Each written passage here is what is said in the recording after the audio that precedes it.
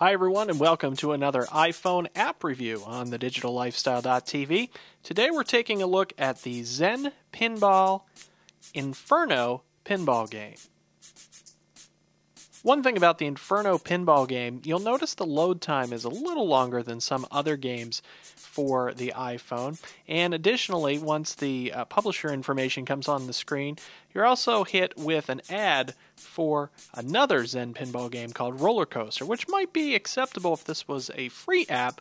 However, Inferno is $4.99. More about that in a minute. So at first you see this overlay. You can run the flippers from the top of the screen or the bottom. It might feel more natural to do it from the bottom. These other choices here include the sound effects, and this question mark gives you the credit information.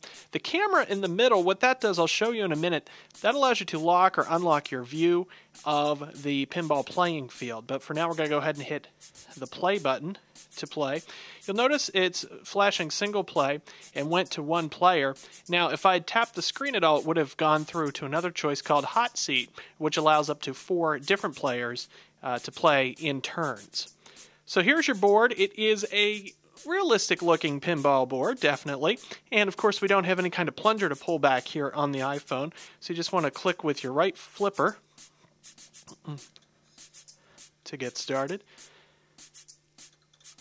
And the physics of the game are very realistic compared to pinball. One thing that's a little disappointing, it feels like the ball goes through the middle of the flippers without any help quite frequently, and frankly there's not a whole lot going on a large portion of the board, but that's more of a personal preference for playing pinball. And I will point out one other thing: for $4.99, especially considering there's another pinball game from the same company, it would have been nice to have more than one pinball playing field at $4.99 for the iPhone. You have, in this particular game, you have 3 flippers, 2 here at the bottom and 1 on the left-hand side. Gameplay is smooth. However, I did notice from time to time my left flipper would get stuck in the upwards position. That might be more of an issue with my particular iPhone, but it's something you'll want to keep an eye out for. Something else I noticed, sometimes you can get a higher score by doing nothing.